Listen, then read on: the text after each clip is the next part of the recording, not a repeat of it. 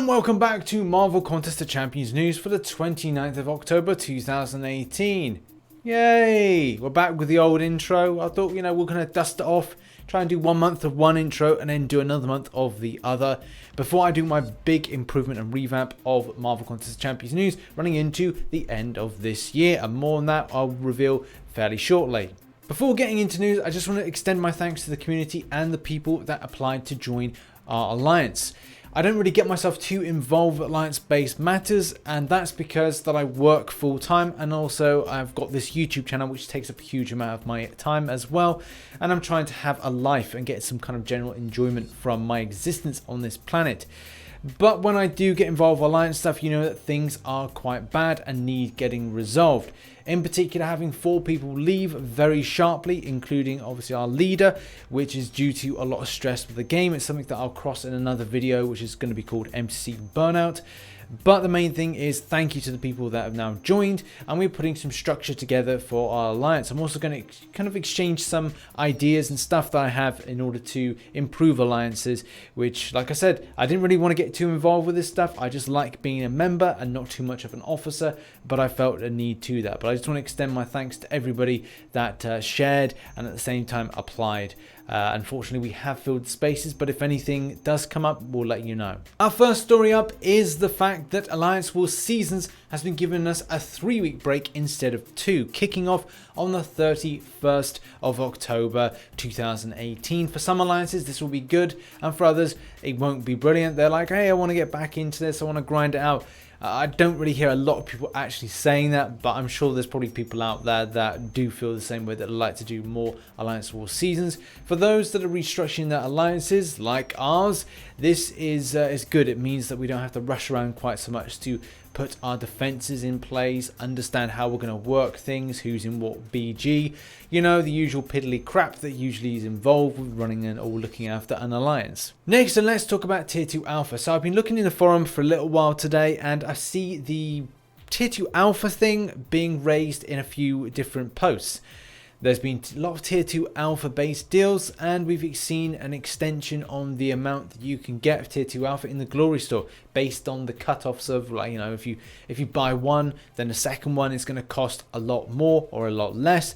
So the availability in a lot of players' minds is higher, which is a good thing. However, is it really enough to satisfy the growth of a roster?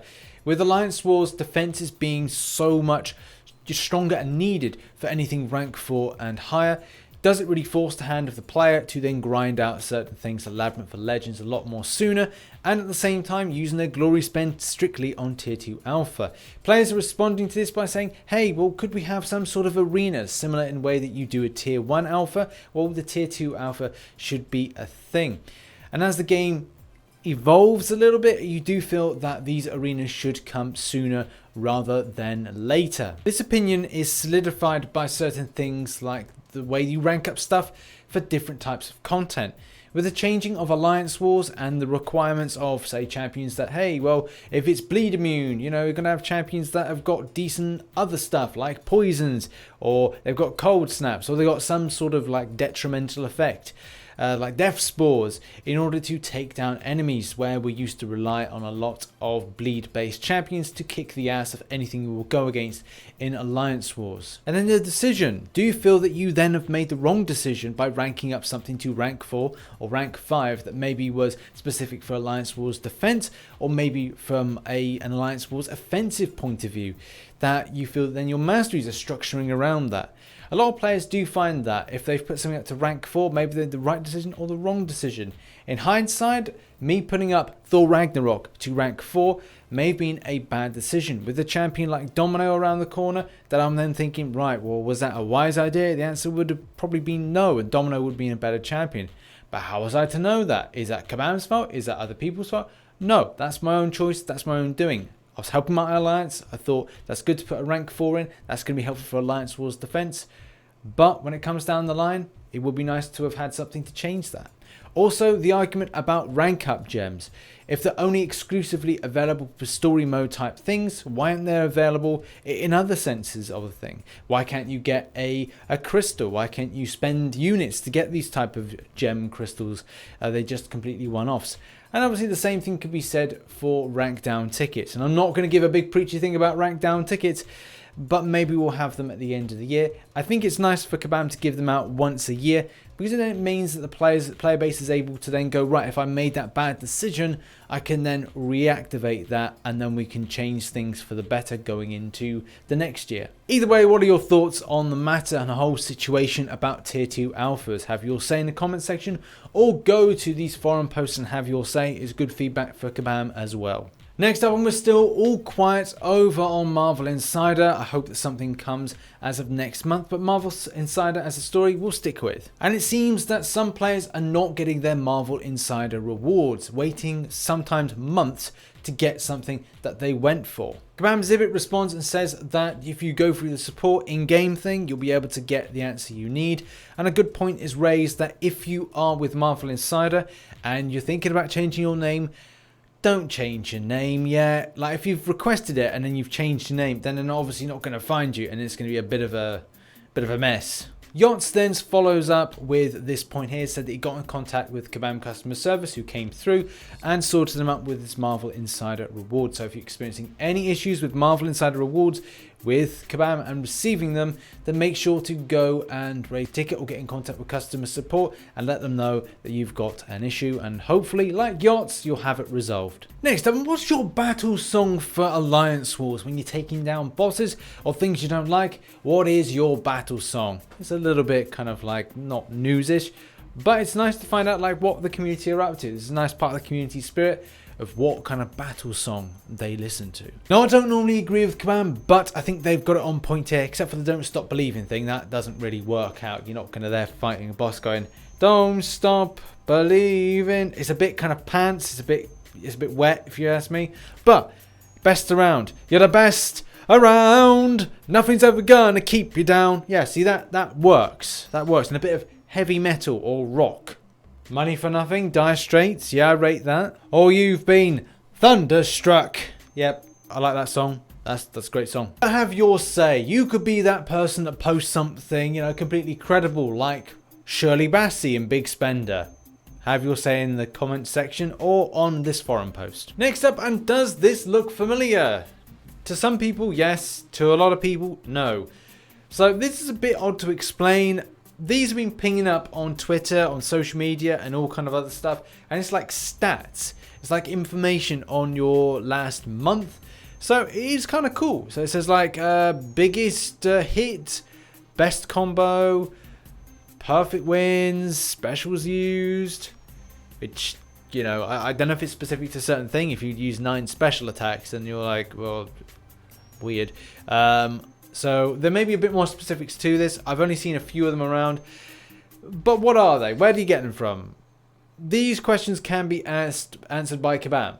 Essentially what they're doing is if you're signed up to the mailing list, and some people are, some people not, maybe some people don't know that they are, or they think that they are but not, you can get certain details, and it's only been road tested to a certain amount of summoners that follow Marvel Contest of Champions. So shout out to Dr. Chaotic for sending this through to me. It did intrigue me, this whole kind of concept of these stats.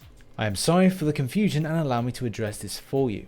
After a deep review on my resources, I have found out that the email that you're referring, which is the player's stats, is only sent to a small group of summoners that are subscribed to our mailing list in an effort to test what people like or don't like. This allows us to gain valuable data and insight into how they perform.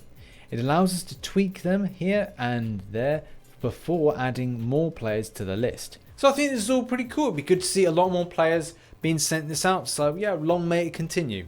And yeah, this moves us on to our final story. Arena. And my God, didn't really expect this. So we've got another low charting for the 5-star and then the 4-star of the featured.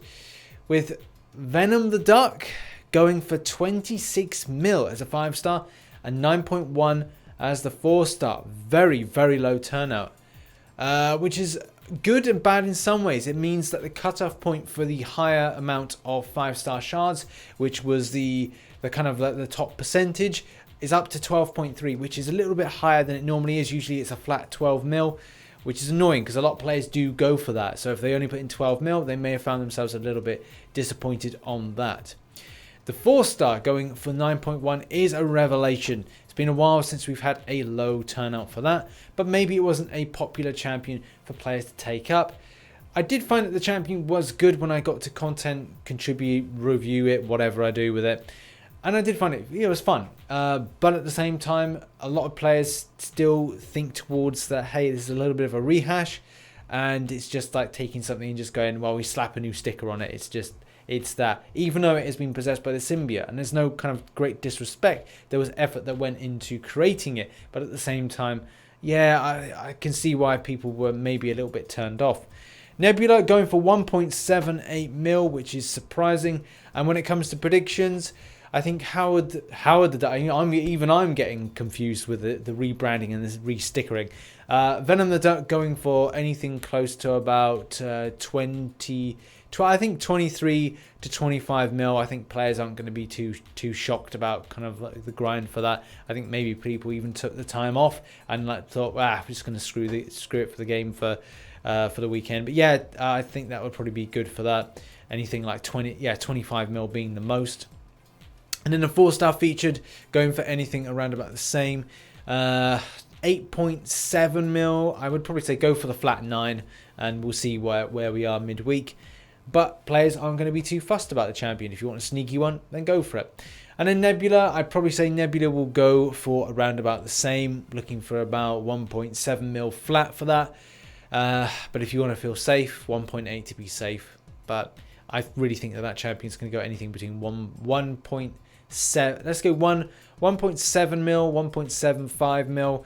I think that may be so. But if you can push it to 1.78 to 1.8 mil, then go for it. So that concludes your Marvel Contest of Champions news for the 29th of October 2018. Have a lovely week, whatever you're doing. Hopefully we'll have some news on Wednesday to kind of cover, but make sure to catch the live streams when they go out, and any other content on the channel. Marvel Contest of Champions content, obviously.